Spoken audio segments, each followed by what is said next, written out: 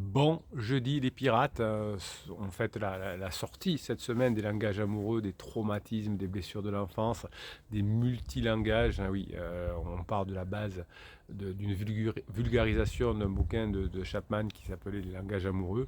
J'étais très content quand il est sorti en 1992 et puis je me suis rendu compte que malheureusement c'était une vulgarisation trop simple et j'ai décidé des années après, à votre demande, de faire cette formation qui est là, qui est présente depuis hier et on en parlera d'ailleurs demain dans le live à 19h. Hein. Vous pourrez me poser toutes les questions sur ce que vous aurez appris de la formation si vous l'avez eu le temps de la faire d'ici demain. Alors avant de vous parler des langages et des traumatismes, je vais vous prendre un message sur Facebook. Ça fait un moment que je n'ai pas fait de commentaire ici.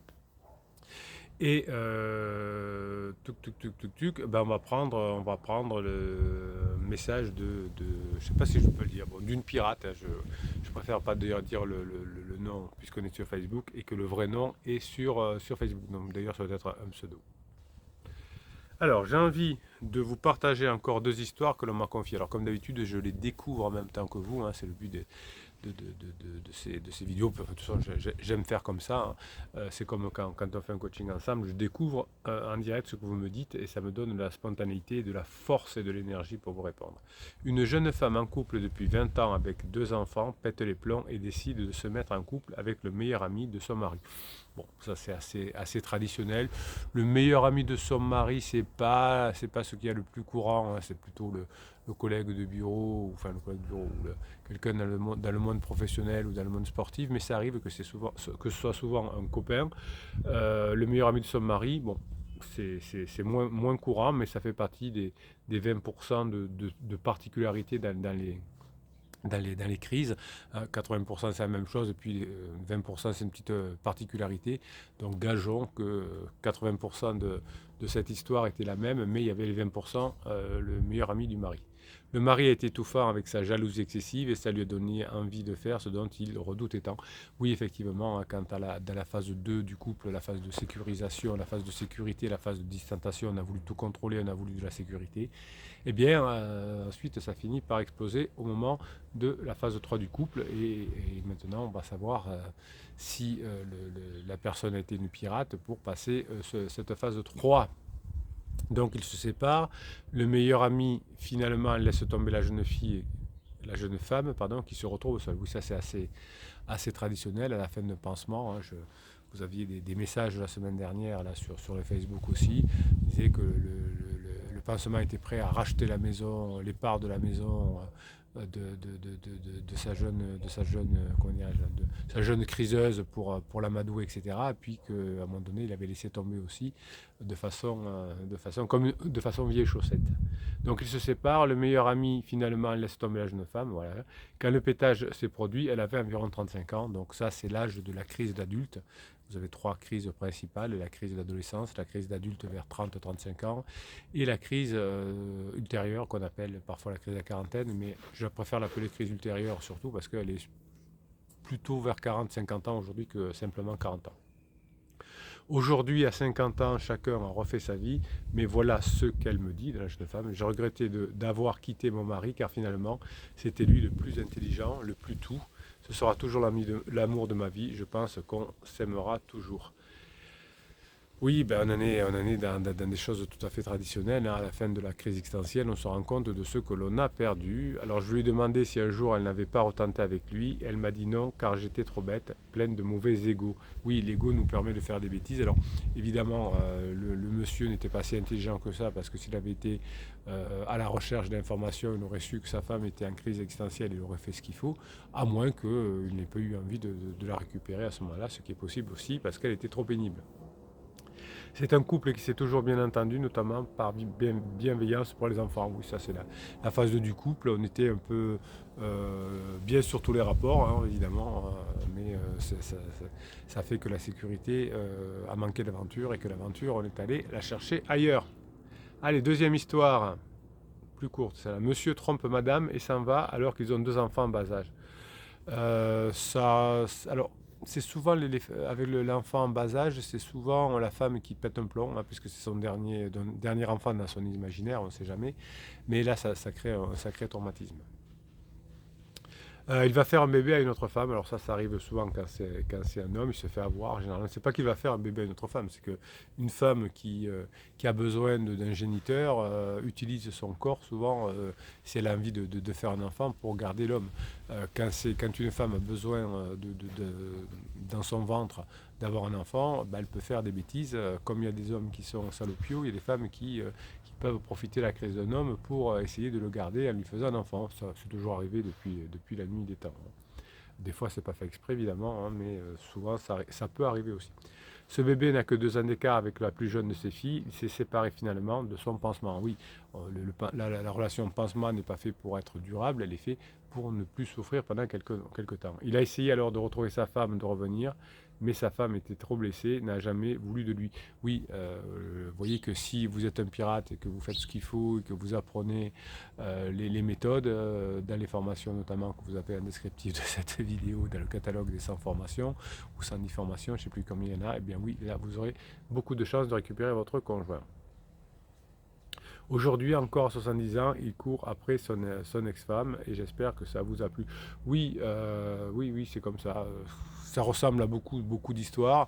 Alors évidemment, il y a des couples qui divorcent parce que celui qui n'est pas en crise pendant la phase d'alarme fait beaucoup d'interdits et de propulsion, qui fait que dans les premières semaines, on entame la séparation et il y a beaucoup d'ego et on a du mal à revenir en arrière.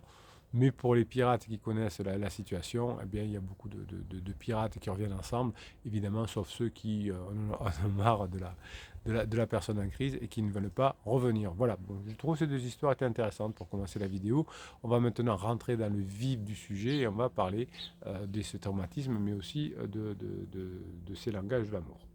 Donc pendant toute la phase de sécurisation, pendant la phase 2, on a appliqué des langages amoureux qui tenaient non pas compte des traumatismes et des besoins, mais qui vous devaient engendrer de la sécurité. Et quand vous avez été traumatisé par votre conjoint qui vous dit qu'il ne vous aime plus, vous avez souvent appliqué aussi des interdits, évidemment, mais aussi des langages liés à la sécurité. Tu ne devrais pas faire ça avec les enfants, ils vont être malheureux, et notre maison, etc. Donc des langages d'amour de la sécurité.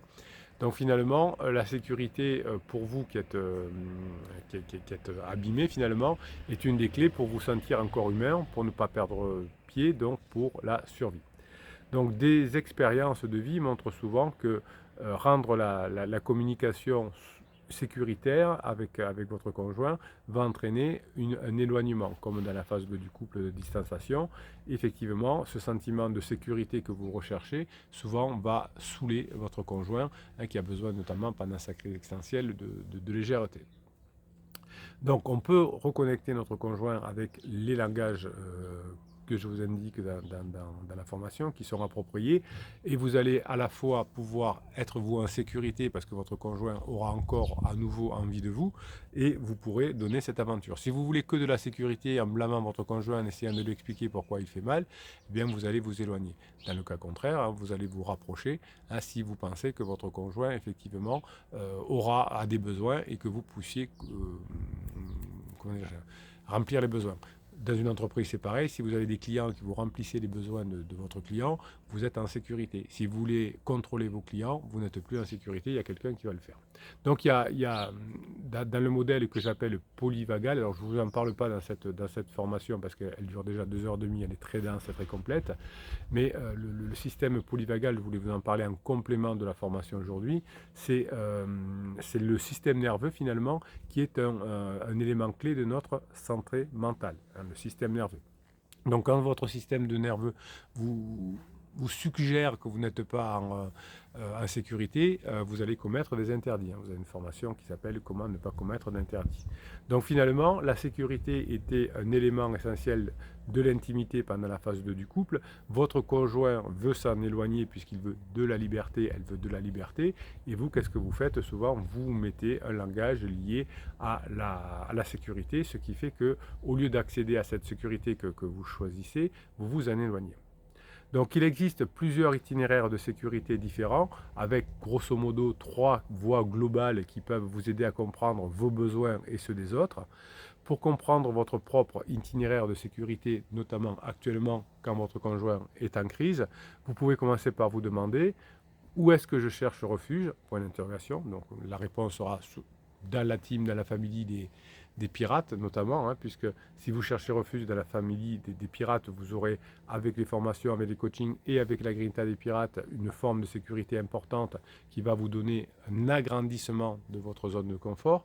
Qu'est-ce qui me fait sentir finalement en sécurité? Eh bien, c'est d'avoir des solutions pour que mon conjoint reste avec moi, non pas le manipulant, non pas en faisant des silences radio destructeurs et pas non plus comment on appelle ça, des lettres magiques, des choses comme ça, mais vous allez, grâce aux formations, apprendre l'autonomie, hein, ce qui signifie que vous allez être accessible à votre propre moi. Hein, c'est ce guidage intérieur, ces expériences sensorielles que vous allez apprendre ici dans les formations, dans les relations de qualité que vous allez avoir avec les autres pirates, vont vous permettre de vous sentir en sécurité. Et si vous vous sentez en sécurité, vous allez détendre votre cerveau au niveau de la survie et là vous allez pouvoir mettre en application ce que vous avez appris dans les formations pour récupérer votre conjoint. Donc l'orientation intérieure, les expériences sensorielles, le fait de rentrer dans votre cerveau pour pouvoir le maîtriser, tout ça va augmenter les capacités internes de vos comportements et face à la crise de votre conjoint, face parfois à des traversées du désert, parfois aussi face à des provocations de votre conjoint, comme vous aurez une meilleure capacité interne dans ce que vous aurez appris dans les formations et mis en application grâce à la grinta des pirates, et bien finalement vous allez pouvoir mettre en place les bons langages qu'attend votre conjoint, qui peuvent être des relations de qualité, de proximité, d'humanité. Donc vous allez pouvoir activer toutes les parties de votre cerveau beaucoup plus sociales, beaucoup plus fines, beaucoup plus intelligentes que la simple survie.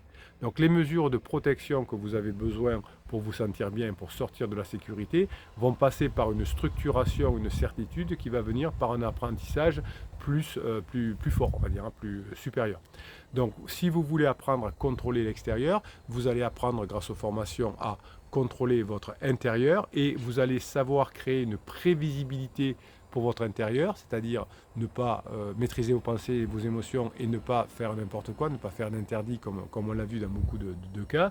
Et cette prévisibilité, c'est-à-dire même face à la crise de mon conjoint, je me sens en sécurité parce que je sais bien réagir, parce que j'ai compris comment il feront réagir, parce que je suis déjà à la sortie du désert dans ma tête, je suis déjà dans la phase de retrouvailles dans ma tête parce que je suis en train de la provoquer petit pas par petit pas en plantant des petites graines, et bien tout ça va me donner non pas une illusion de sécurité en voulant contrôler mon conjoint, en lui empêchant de voir pansement, mais en comprenant que moi, si je me maîtrise et que je comprends les besoins de mon conjoint, je vais créer cette sécurité. Et le langage de l'amour que vous allez apprendre dans les formations va découler non pas de quelque chose de survie que vous avez dans votre cerveau, mais quelque chose de beaucoup plus intelligemment fin.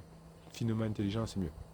Donc vous allez créer en quelque sorte des routines, hein, que vous allez finalement informer votre cerveau que vous êtes tranquille, que vous savez que la crise va se terminer, que la lune de miel va se terminer comme dans toutes les crises existentielles du monde depuis l'âge des cavernes ou toutes les lunes de miel du monde depuis l'âge des cavernes. Vous allez rassurer votre cerveau et du coup vous allez retrouver que finalement l'amour, le sentiment, c'est quelque chose qui est assez abstrait et qui va entraîner non pas de la raison, mais de l'émotion, de la passion. Concrètement, si vous essayez de convaincre votre conjoint par de la rationalité qu'il a tort de faire ce qu'il fait, vous avez toutes les chances de le perdre. Donc en comprenant les voies de sécurité, c'est en faisant ce qu'il faut, c'est-à-dire en donnant à l'autre ce dont il a besoin, que vous pourrez commencer à comprendre qu'est-ce que c'est ces fameuses langages. Et si vous avez le bon langage, vous allez pouvoir plus facilement combler les besoins de votre conjoint. Et au fur et à mesure que ça va se dégrader avec pansement, au fur et à mesure qu'il va sortir ou qu'elle va sortir de sa crise, eh bien vous allez finalement comprendre le comportement humain sous un autre angle. Et si vous arrivez finalement à vous recadrer, si vous arrivez à passer outre le traumatisme, vous avez une formation qui s'appelle Oublier le traumatisme, ça vous aidera à sortir du mode survie et à employer le bon langage amoureux. Donc c'est en recadrant l'action vers la phase 5 vers la phase 4 du couple, c'est-à-dire la phase de grande intimité, avec notamment la méthode DROP. Vous avez une formation qui vous apprend la méthode DROP, qui est une méthode de visualisation, non pas je me visualise en étant bien avec mon conjoint, ça va se passer. Non, vous allez apprendre la méthode DROP à visualiser vos actions pour vous mettre en sécurité. Si vous avez déjà préparé dans votre tête, créé des chemins neuronaux face à des actions que vous avez prévues, des attaques de votre conjoint, etc., vous vous sentirez beaucoup plus en sécurité, vous sortirez du mode survie et vous pourrez avoir comment dire, le bon recadrage par rapport au fonctionnement. Si vous lisez les commentaires des bébés pirates, vous voyez qu'ils font plein d'interdits. Hein. Quand on est bébé pirate, on fait plein d'interdits. Et vous voyez votre progression au fur et à mesure. Vous vous sentez beaucoup plus en sécurité. Vous traversez le désert en ayant déjà la vue de la sortie du désert. Hein. Si vous regardez que les dunes, ben c'est beau les dunes, mais vous êtes en train de vous démotiver. Si vous savez comment vous allez vous comporter à la fin de la ligne, à la fin à la sortie du désert, avec comme on dit dans la Bible, avec ce paysage, cette civilisation avec du miel et du lait. Hein, voilà, c'est la phase 4 du couple. On en parle hein, de la traversée du désert de Moïse. Si vous la relisez bien dans la Bible, c'est exactement la crise essentielle. On traverse vers une terre promise, et la terre promise est pleine de miel. Ben oui, c'est la phase 4. Voilà, c'est ça, vous allez y arriver. Donc, tout est écrit depuis la nuit des temps dans les textes sacrés. Les neurosciences vous indiquent comment on fait aujourd'hui. Je vous explique tout ça dans les formations. Une crise existentielle est une crise de couple aussi d'ailleurs, est une transition, c'est pas une fin. Si vous savez gérer la transition, vous serez en sécurité. Allez, on se retrouve demain matin pour une vidéo, demain soir pour le live à 19h, on va se régaler ensemble, passez la journée que vous méritez, je vous kiffe, mettez-vous en sécurité en faisant ce qu'il faut, hein, en apprenant les règles des neurosciences, là vous serez en sécurité, passez la journée que vous méritez.